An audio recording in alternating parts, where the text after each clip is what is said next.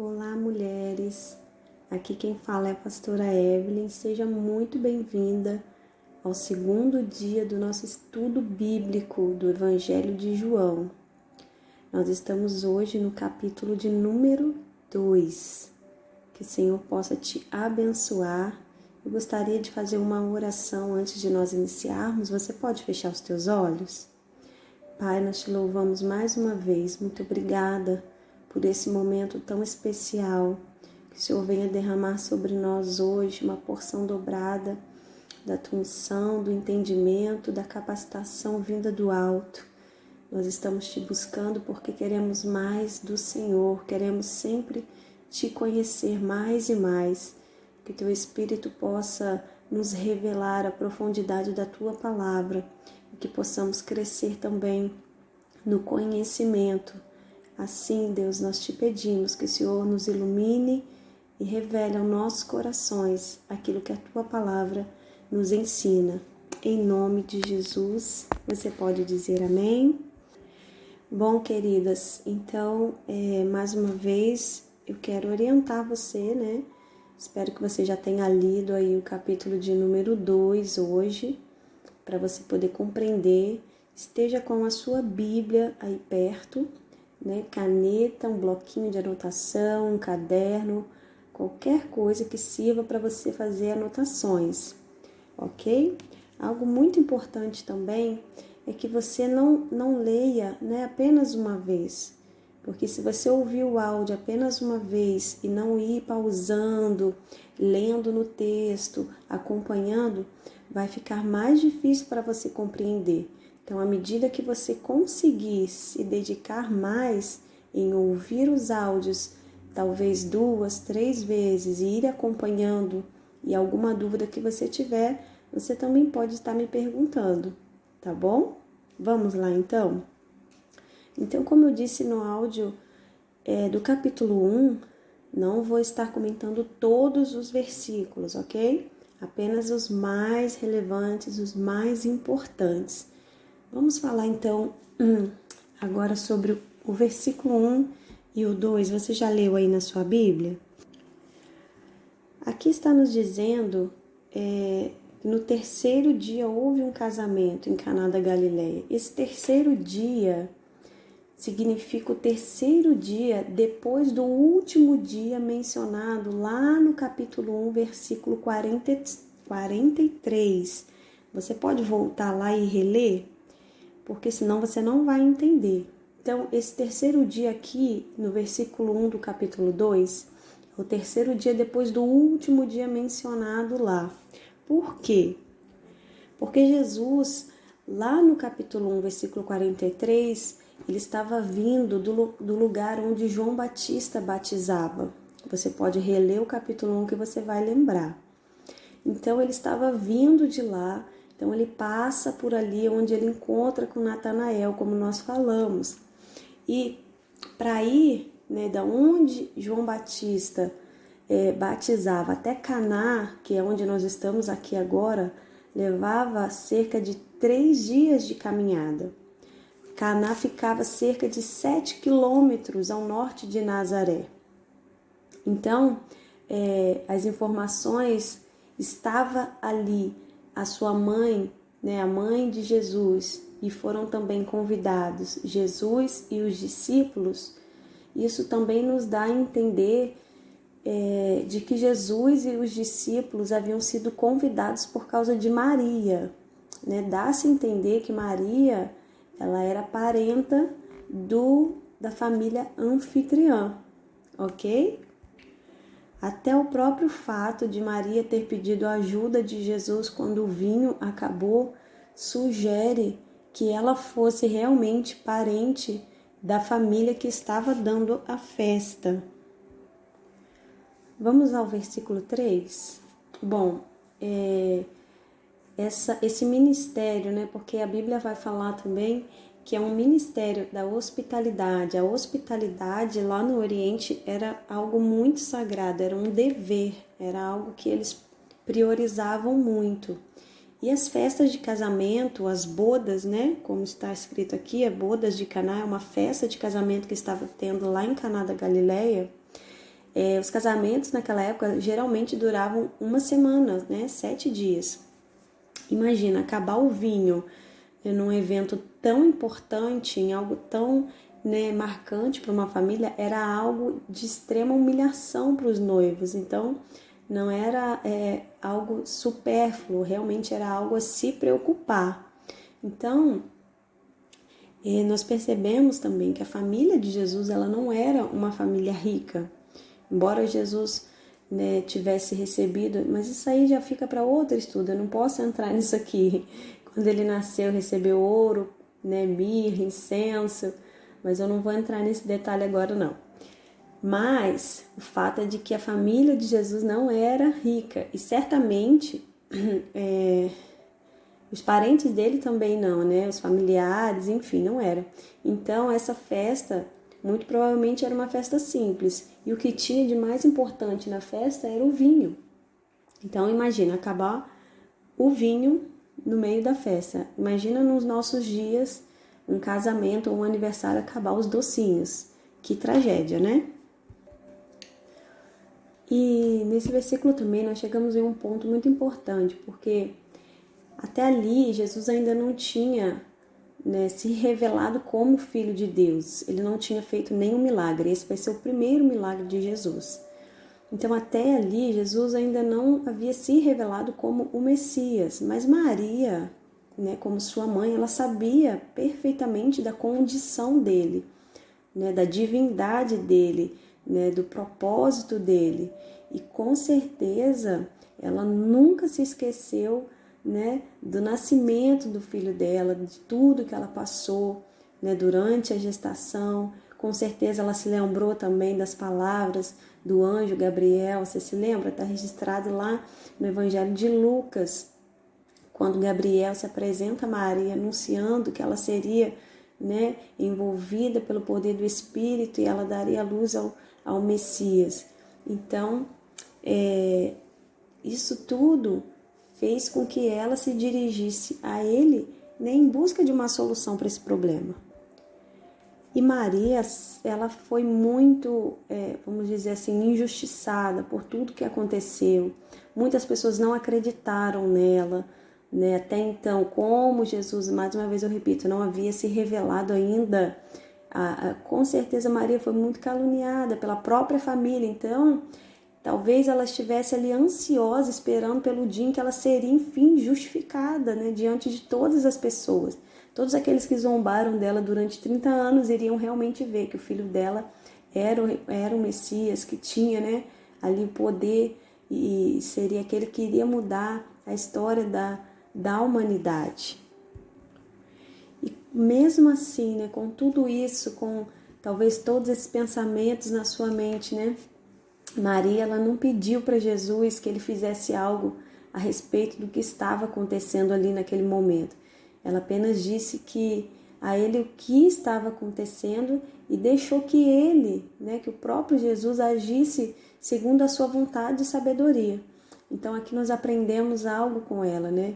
Talvez nós precisamos aprender com Maria, deixar Jesus fazer conforme a sua vontade e a sua sabedoria. Vamos ao 4.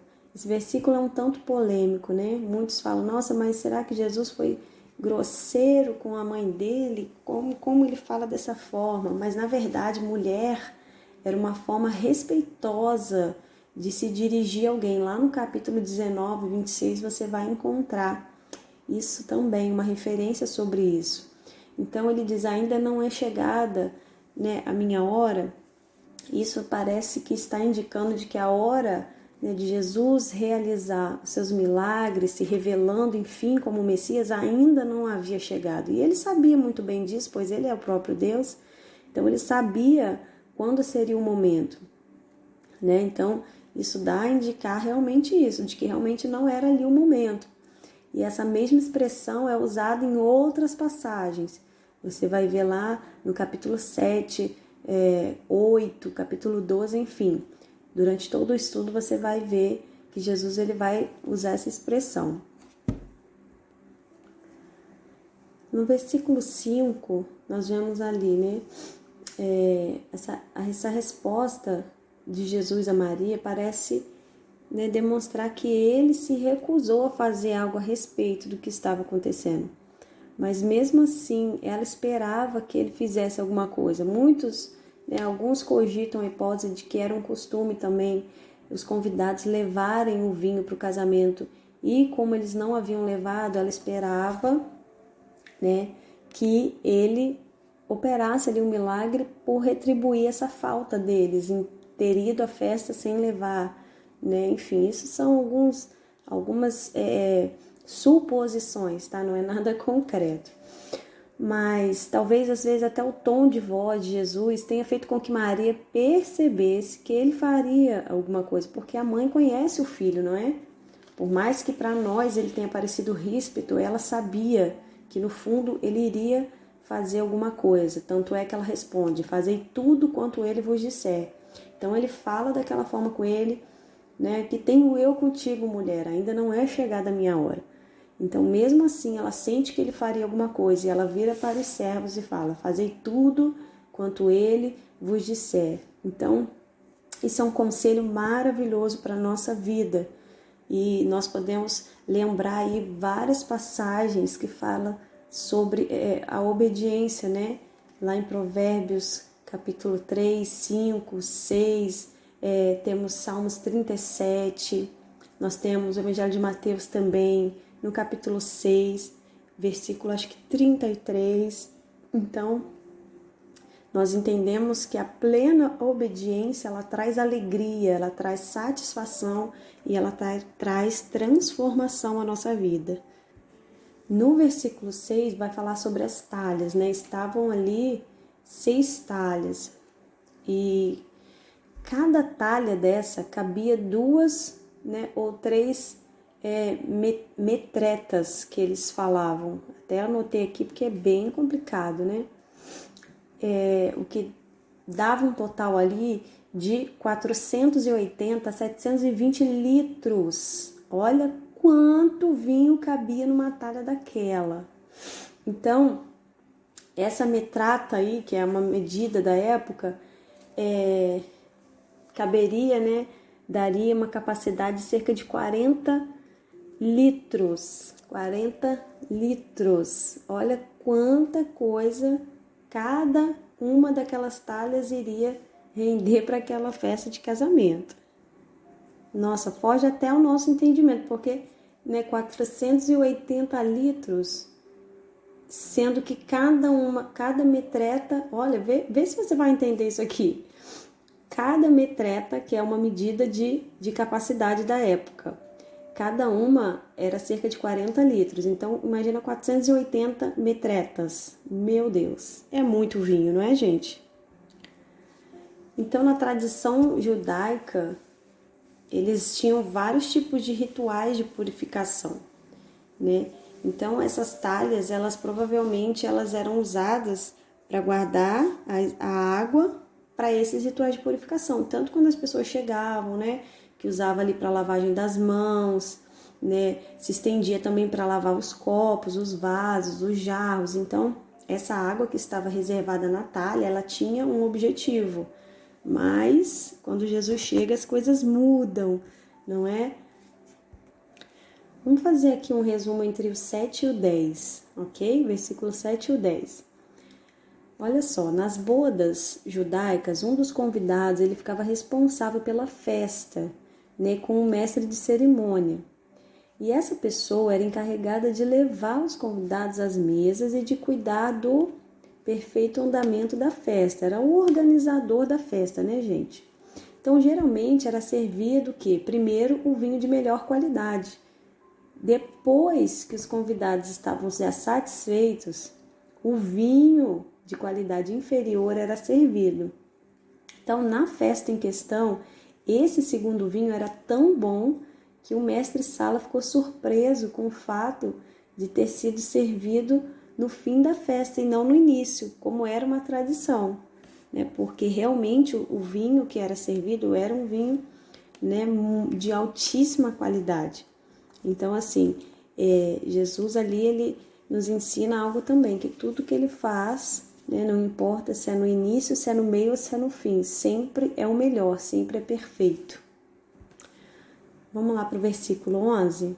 Então, assim, Jesus, ele inicia os seus sinais, né? No Evangelho de João, os milagres de Jesus, eles são chamados de sinais. Para quê? Para mostrar que ele era o Messias. Então, os milagres, João vai falar que os milagres que Jesus fazia eram os sinais que mostravam, que comprovavam que ele realmente era o Messias, né?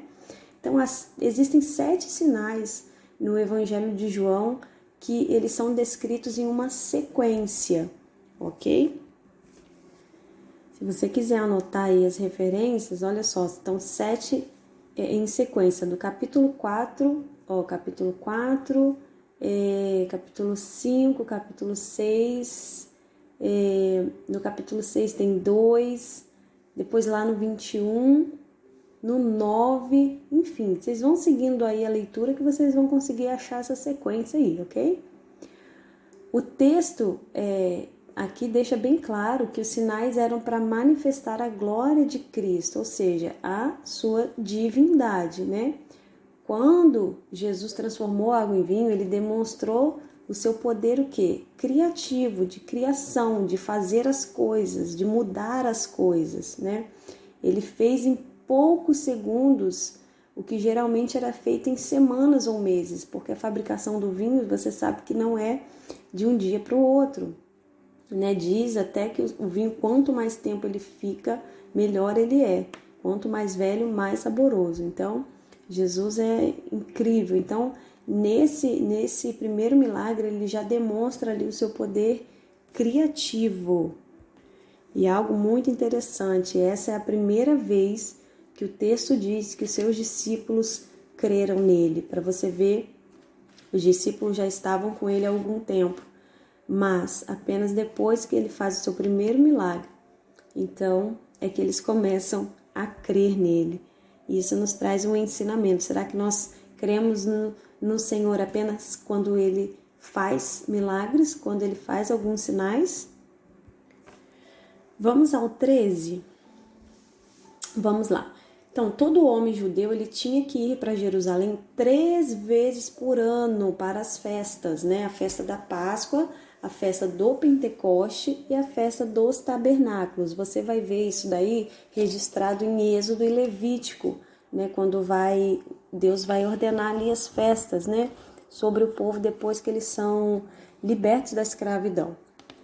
Então, os evangelhos que são chamados sinóticos. Por que são chamados sinóticos? Que são Mateus, Marcos e Lucas, né? Eles são sinóticos porque eles são praticamente iguais. Eles falam os mesmos milagres de Jesus, só que de perspectivas diferentes, né?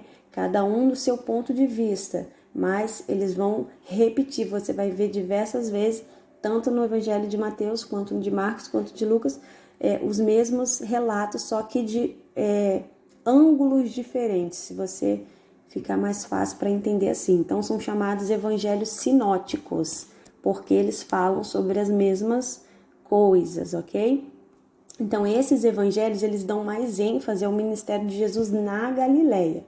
E João já se concentra mais no ministério de Jesus em Jerusalém, como eu falei ontem na introdução. Então, entretanto, tanto um como o outro, os vários relatos não se contradizem, muito pelo contrário, eles se complementam. Então, em momento nenhum você vai ver a Bíblia se contradizer em nada, mesmo nos evangelhos sinóticos, que são praticamente iguais, escritos de pontos de vista diferentes, porque Marcos, Mateus e Lucas são pessoas diferentes, então cada um apresenta Jesus de uma forma, um como servo, o outro, né? Então, isso aí também já é outra aula, gente. Então, mesmo dessa forma, eles não se contradizem, eles se completam, amém? Vamos lá para o versículo 14.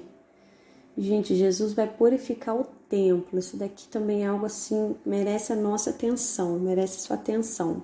Vamos lá. Por que aconteceu isso tudo? Porque a lei de Moisés exigia que todo animal oferecido em sacrifício fosse sem mancha, né, que todo judeu acima de 19 anos, ele deveria pagar um imposto ao templo. Isso está lá em Levítico capítulo 1, versículo 3 e Deuteronômio 17:1.